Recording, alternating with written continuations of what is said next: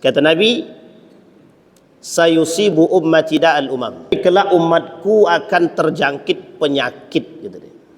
Kata sahabat, ma huwa da'ul umam. Apa itu penyakitnya, kata dia.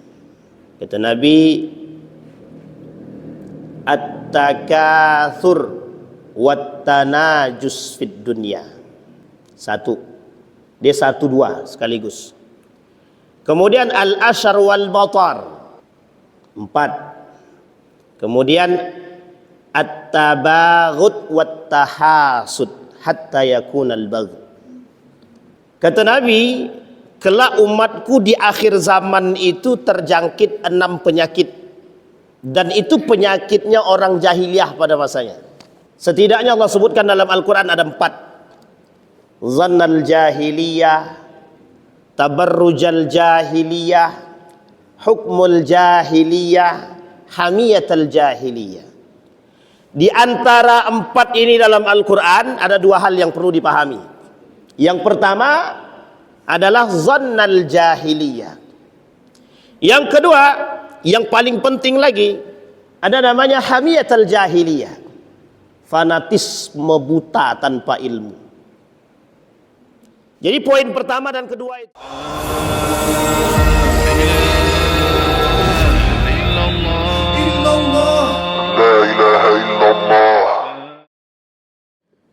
A'udzu billahi minasyaitonir rajim. Bismillahirrahmanirrahim. Assalamualaikum warahmatullahi wabarakatuh. Alhamdulillahirabbil alamin. Alhamdulillahilladzi arsala rasulahu bil huda wa dinil haqq liyudhhirahu 'alad dini kullih wa kafa billahi syahida. Asyhadu an la ilaha illallah wahdahu la syarikalah wa asyhadu anna Muhammadan 'abduhu wa rasuluh la nabiyya ba'da. Allahumma salli wa sallim wa barik ala hadzal nabiyil karim. Allahumma salli ala Muhammad wa ala ali Muhammad fil alamin innaka Hamidum Majid. Ya ayuhan nas ittaqu rabbakum alladhi khalaqakum min nafsin wahidah wa khalaqa minha zawjaha wa batha minhuma rijalan katsiran wa nisaa wattaqullaha alladhi tasaaluna bihi wal arham innallaha kana 'alaikum raqiba. Bapak Ibu sekalian yang berbahagia, mudah-mudahan di maghrib ini Allah berikan keberkahan, husnul khatimah. Amin ya rabbal. Baik Bapak Ibu sekalian yang berbahagia, bagaimana kabarnya? Sehat semua? Sehat ya Ibu, Bapak Ibu semua? Baik, akhirnya ketemu juga ya setelah sekian tahun tak bertemu. Dan hari ini kita ketemu lagi. Mudah-mudahan Bapak Ibu sekalian yang berbahagia, di dalam satu hadis baginda Nabi Muhammad sallallahu alaihi wasallam, Nabi cuma bilang begini dalam hadisnya. Kata Nabi, an Abi Hurairah radhiyallahu an, sami'tu Rasulullah sallallahu alaihi wasallam yaqul. Abu Hurairah mendengarkan baginda Nabi menyampaikan satu hadis. Kata Nabi, sayusibu ummati da'al umam. Kata Nabi, kelak umatku akan terjangkit penyakit, gitu deh. Kata sahabat, ma huwa da'ul umam. Apa itu penyakitnya, kata dia. Kata Nabi, at-takatsur wat-tanajus fid dunya. 1. Dia 1 2 sekaligus. Kemudian al-ashar wal batar. 4. Kemudian at-tabaghut wat-tahasud hatta yakunal bagh. Jadi 6. Kata Nabi, kelak umatku di akhir zaman itu terjangkit 6 penyakit, dan itu penyakitnya orang jahiliyah pada masanya. Beberapa tahun yang lalu pernah saya sampaikan di sini penyakit jahiliyah pada masanya. Setidaknya Allah sebutkan dalam Al-Quran ada 4. Zannal jahiliyah, tabarrujal jahiliyah, hukmul jahiliyah, hamiyatal jahiliyah. Di antara 4 ini dalam Al-Quran ada 2 hal yang perlu dipahami.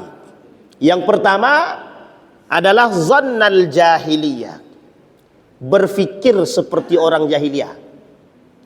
Yang kedua, yang paling penting lagi, ada namanya hamiyatul jahiliyah, fanatisme buta tanpa ilmu. Jadi poin pertama dan kedua itu poin terpenting. Kalau tabarrujal jahiliyah, dia terikat pada satu kemegahan dunia.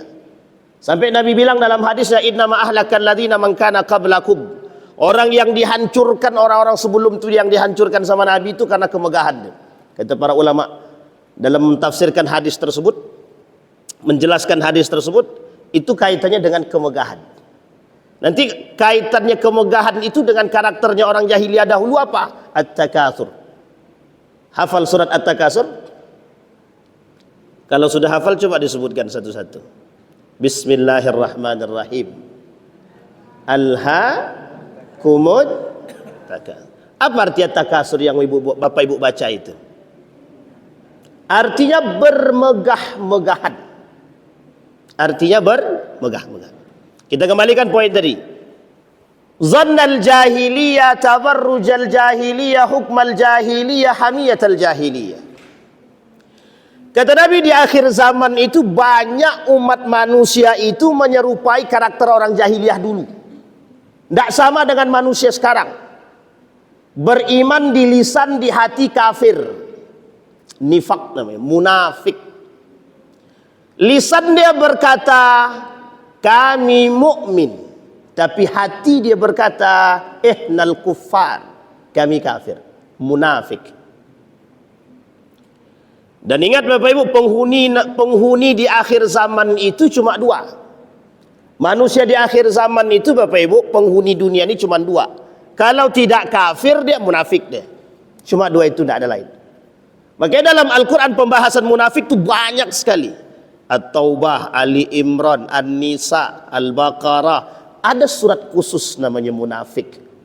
Ini orang yang jujur pada diri sendiri, itu harus paham apa yang disebut dengan nifak itu. Baik, kita kembalikan. Itu prosesnya. Kata Nabi, kembalinya mereka kepada kejahiliahan. Nah sekarang kita lihat, ada 6 hal.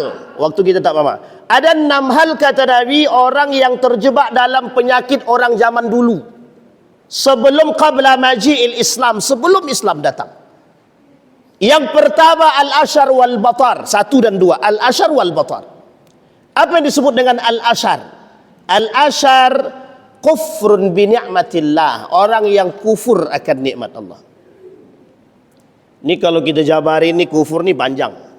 Satu di antaranya yang suka mencaci maki makanan, yang tak bersyukur dengan apa yang diberikan, mempersulit urusan manusia dengan apa yang diberikan. Sama, la syukra lillah, dia tak punya syukur kepada Allah. Orang tak bersyukur, Allah gandeng kalimatnya kafara. Barang siapa yang bersyukur, lawannya barang siapa yang tidak bersyukur. Tidak bersyukur ini kalimatnya dalam Al-Quran Allah buat kafara. Kata Said Hawa, arti kafara di situ ingkar. Makanya orang yang tidak bersyukur nikmat Allah, dia kufur dia. Kufur itu apa? La yanfa'u imanuhum. Tak ada manfaat. Amaliyah mereka tak ada guna. Karena dia kufur. 1. Kemudian al-batar. Orang yang berlebihan dalam nikmatnya Allah. Dikasih nikmat, kesehatan, dikasih sehat, dia tak ke masjid. Dia muslim, mukmin, ngaku. Jadi ada orang yang ngaku beriman tapi tak sholat. Makanya sekarang ada perdebatan di antara para ulama, apa hukum seorang laki-laki yang sehat tapi tak ke masjid? Apa hukumnya seorang laki-laki yang sehat tapi tak ke masjid? Itu dipertanyakan oleh para ulama. Bahkan kalau dalam mazhab Imam Asy-Syafi'i, orang yang sehat laki-laki tidak ke masjid dia, maka kata mazhab Imam Asy-Syafi'i terjebak dalam dosa besar. Itu kata mazhab Imam Syafi'i. Meskipun mazhab yang lain mengatakan tidak. Kenapa mazhab Syafi'i kental pada hal tersebut? Karena posisi jamaah tersebut adalah al-ittihad, persatuan. Ini saya bahas di sini Bapak Ibu. Kenapa solat jamaah itu penting? Persatuan. Kalau solat jamaah itu adalah indikasi persatuan, tapi justru datang ke masjid yang timbul perpecahan, la yu'minu billahi, mereka tak beriman kepada Allah. Ada orang datang ke masjid tapi dia bukan untuk solat, ada, pamer. Ada orang datang ke masjid dia bukan untuk Allah, ada, ngapain? Cuma untuk berbangga diri, ada. Nabi yang bilang bukan saya. Kata Nabi, sayati alad nasi zamanun yadkhulul masajid wala yusalli fi bal yatabaha, kata Nabi. Ada orang masuk dalam masjid bukan untuk salat, tujuannya memang untuk memecah belah umat. Ada. Itu yang ngomong Nabi, bukan saya. Makanya Bapak Ibu, dalam Al-Quran ada yang disebut dengan masjid dirar, masjid untuk menghancurkan manusia. Namanya masjid dirar. Allah sebutkan dalam Al-Quran, 500 meter dari depan Masjid Kuba. Yang bangun siapa? Kaum munafik. Siapa kaum munafik di situ yang tak suka dengan Rasulullah? Apa alasan mereka? Karena jabatan direbut oleh Rasulullah. Mereka beranggap bahwa Nabi Muhammad mengambil kekuasaan dia. Sehingga apa kata Abu Ubaidah bin Salul? Bangun masjid, minta Rasul untuk meresmikan, masuk dia ke dalam masjid, kita bunuh dia. Ini kalau ada yang begitu sekarang, berarti beda tipis dengan Masjid Dirar. Kalau ada yang sekarang, itu yang ngomong Allah, bukan saya. Sepulang Nabi dari perang Tabuk, sampai selesai pulang Tabuk, datang perintah dari Allah, hancurkan masjid itu. Nama masjidnya apa? Dirar. Jaraknya dari Masjid Kuba 500 meter, tidak jauh. Satu. Ada orang yang berlebihan. Maka Bapak Ibu sekalian yang berbahagia, mengapa Imam Syafi'i menekankan pada aspek solat berjamaah itu penting sangat? Karena kebangkitan Islam itu hanya dilihat pada sufufil muslimin, dalam safnya orang-orang muslim. Ini safnya hancur. Kata Nabi dalam hadis yang lain, sataftariqu ummati, kata dia, umatku kelak di akhir zaman akan berpecah belah, kata Nabi. Bapak Ibu tahu penyebab pecah belahnya apa? Satu saja, karakter jahiliyah yang terakhir tadi kita sebut, hamiyatul jahiliyah, fanatisme buta. Tahu Bapak Ibu fanatisme buta? Al-asabiyatu bila ilmin, fanatik tanpa ilmu. Orang yang fanatik bil ilmi la yusibu bi ahadin, dia tak akan pernah menyakiti yang lain, tak akan. Itu kata Syekh Mutawalli Sya'rawi. Apa kata Syekh Abdul Qasim, seorang ulama dari Saudi, kata dia, orang yang paham akan ilmu agama dan kuat keagamaannya la yusibu bihi, dan dia tak akan pernah menyakiti manusia manapun, tak akan. Kafir pun tak dia sakiti, apalagi muslim. Itu kalau dia sadar. Makanya kata Syekh Abdul Qasim, itu kalau dia tidak hamiyatul jahiliyah, kalau dia tidak fanatik terhadap golongan tanpa ilmu. Tapi kalau dia fanatik dengan ilmu, dia paham. Maka Bapak Ibu sekalian yang berbahagia, penting. Satu, dua. Sekarang yang ketiga, penyakit yang ketiga dari karakter orang jahiliyah pada masanya, at-takatsur, menumpuk-numpuk harta. Orang yang suka menumpuk harta, gaya hidup yang berlebihan, FOMOisme. Nah, ini belum pernah saya sampaikan di sini. Bapak Ibu tahu karakter FOMOisme? Yang bisa jawab boleh pulang duluan. FOMOisme. Yang bisa jawab kita kasih hadiah. Apa tuh Nek? FOMO itu? Bang siapin hadiahnya Bang. Apa Nek?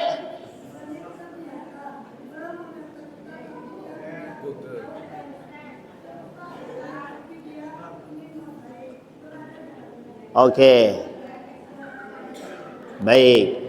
Nah, FOMO itu artinya fear of missing out. Orang sudah cukup. Orang FOMO itu orang yang takut ketinggalan gaya hidup manusia hari ini. Makanya Bapak Ibu, FOMO itu orang yang takut ketinggalan, bahasa lainnya gengsi ketinggian. khawatir untuk tidak menerima keadaan terbaru, modernisasi. Jadi kalau ada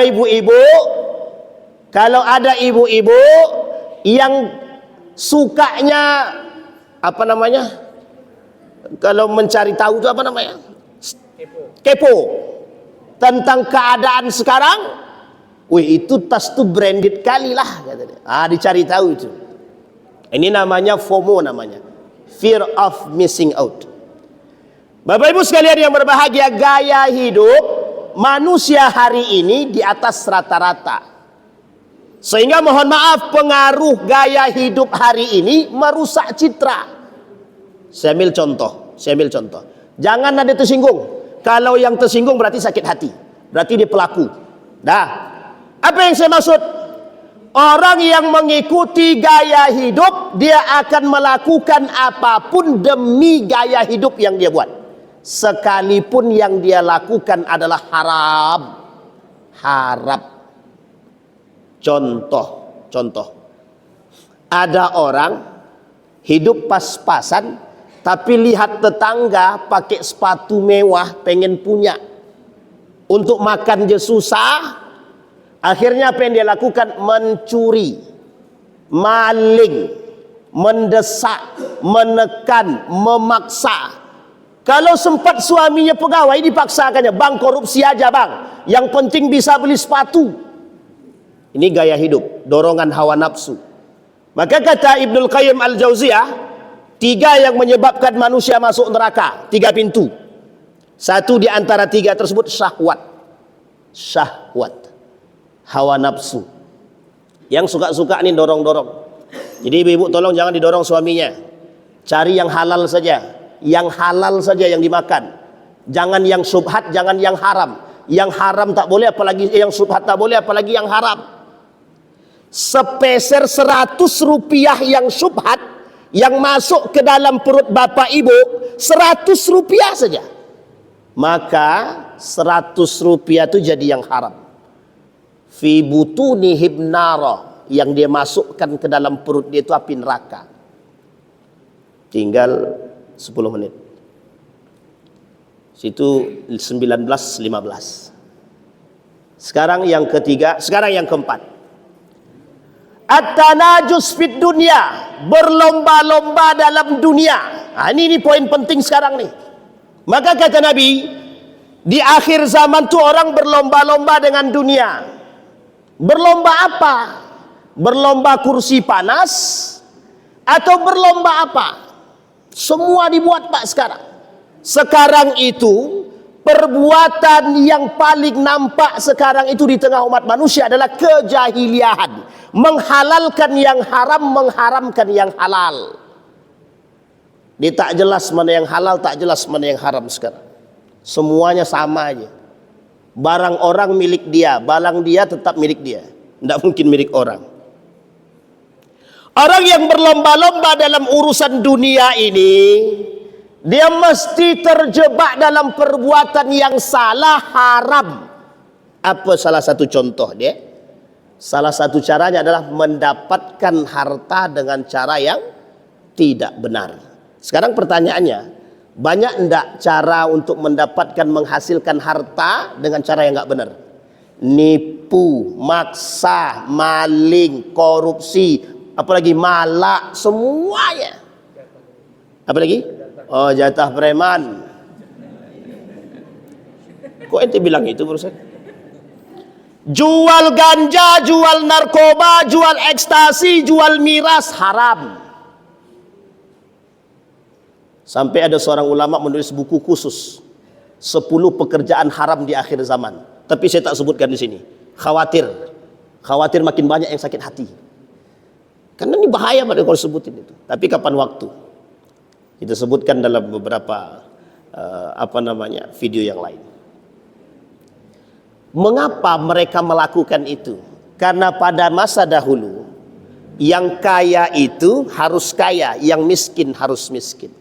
Makanya dulu orang kaya tidak mau berbaur dengan orang miskin, tidak mau dia. Kenapa tidak mau? Karena gengsi. Masa iya orang kaya duduk dengan orang biasa pada masa itu sebelum Islam datang? Lah kalau ada manusia sekarang seperti itu, muslim dia, tapi membedakan tahta dia, kami orang kaya tak layak berbaur dengan orang miskin, atau justru sebaliknya, itu sedang tidak beriman, atau dia lebih jahiliyah daripada jahiliyah dahulu. Bapak Ibu, yang saya sampaikan ini adalah karakteristik manusia di akhir zaman. Jangan salah kalau yang seperti yang saya sampaikan ini adalah yang Bapak Ibu temukan, karena memang itu tuntutan manusia di akhir zaman. Yang keempat, yang kelima, ini lebih parah lagi. Yang kelima nih, karakter orang jahiliyah pada masa dahulu, at-tabaghut, saling membenci. Saling membenci.